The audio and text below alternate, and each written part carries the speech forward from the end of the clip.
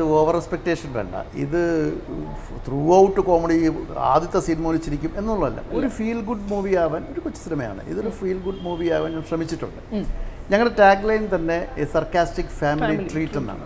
അതായത് ഒരു ഈ ശ്രീനിവാസ അയ്യർ എന്ന് പറഞ്ഞ പ്രധാന കഥാപാത്രം മുകേഷ് ഏട്ടൻ്റെ കഥാപാത്രത്തിന് ആ ശ്രീനിവാസ അയ്യറിൻ്റെ വീട്ടിലേക്ക് ഞാൻ എൻ്റെ ക്യാമറ വെച്ചിരിക്കുന്നു, അത്രേ ഉള്ളൂ. അപ്പോൾ ഇത് മഹത്തരമായ മേക്കിങ്ങോ ഒന്നുമല്ല, സാധാരണ മേക്കിങ്ങാണ്. അതിനകത്തൊന്നും ഇതുമില്ല. പക്ഷേ ക്ലൈമാക്സ് വന്നപ്പം ഞാൻ എൻ്റേതായിട്ടൊരു സിഗ്നേച്ചർ കൊണ്ടുവരാൻ വേണ്ടി മേക്കിങ്ങിൽ ഞാൻ ശ്രമിച്ചിട്ടുണ്ട്.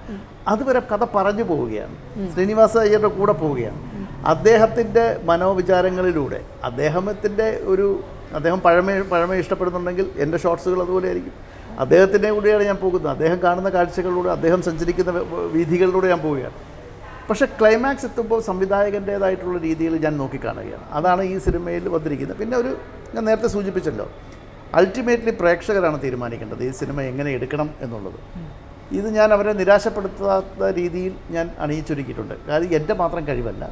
തീർച്ചയായിട്ടും ഇത് വെൽത്തെ പ്രൊഡക്ഷൻസിൻ്റെ ബാനറിൽ മിസ്റ്റർ വിഘ്നേഷ് വിജയകുമാറാണ് ഈ സിനിമ നിർമ്മിച്ചിരിക്കുന്നത്. അദ്ദേഹം ഒരു പ്രവാസിയും കൂടിയാണ്. എൻ്റെ സിനിമയിൽ അഭിനയിച്ചിരിക്കുന്ന എല്ലാവരും കഴിവുള്ളവരാണ്. ഇപ്പോൾ മുകേഷ് ചേട്ടനായാലും ഉർവശി ചേച്ചിയായാലും ധ്യാൻ ശ്രീനിവാസനായാലും ഷൈൻ ടോം ചാക്കോ, ദുർഗാകൃഷ്ണ, അലൻസിയർ, മണിയമ്പിള്ള രാജു, ജാഫർ ഇടുക്കി, സുധീർ കരമന, സുനിൽ സുഗത, അങ്ങനെ ഒരു അറേ ഓഫ് ആക്ടേഴ്സ് ഇതിനകത്തുണ്ട്. പിന്നെ ദിവ്യ നായർ, ഉമാ നായർ, വീണ, പിന്നെ അങ്ങനെ ഡയാന ഹമീദ്, അങ്ങനെ ഒരുപാട് താരങ്ങൾ ഈ സിനിമയിൽ അഭിനയിച്ചിട്ടുണ്ട്. ജയകൃഷ്ണനുണ്ട്, പിന്നെ തട്ടിമുട്ടിയുടെ മരിച്ച ജയകുമാർ ഏട്ടനുണ്ട്, ഉല്ലാസ് പന്തളമുണ്ട്, രശ്മി അനിലുണ്ട്. അങ്ങനെ ഒരു 44ഓളം, ശ്രീലത ചേച്ചി അതിനകത്ത്, ശ്രീലത നമ്പൂരി, അങ്ങനെ ഏകദേശം ഒരു 44ഓളം താരങ്ങൾ ഈ സിനിമയിൽ സഹകരിച്ചിട്ടുണ്ട്. അപ്പോൾ ഈ സഹകരിച്ച താരങ്ങൾ എല്ലാവരും അവരുടെ വേഷങ്ങൾ നന്നാക്കിയിട്ടുണ്ട്. താങ്കളുടെ ചോദ്യത്തേക്ക് വരുമ്പോൾ, ഇത് എഴുതാൻ നേരം എനിക്ക് എന്തെങ്കിലും പൊളിറ്റിക്കൽ കറക്റ്റ്നെസ്, ഞാൻ ഇതിനകത്ത് പൊളിറ്റിക്കൽ കറക്റ്റ്നെസ് നോക്കിയിട്ടേ ഇല്ല.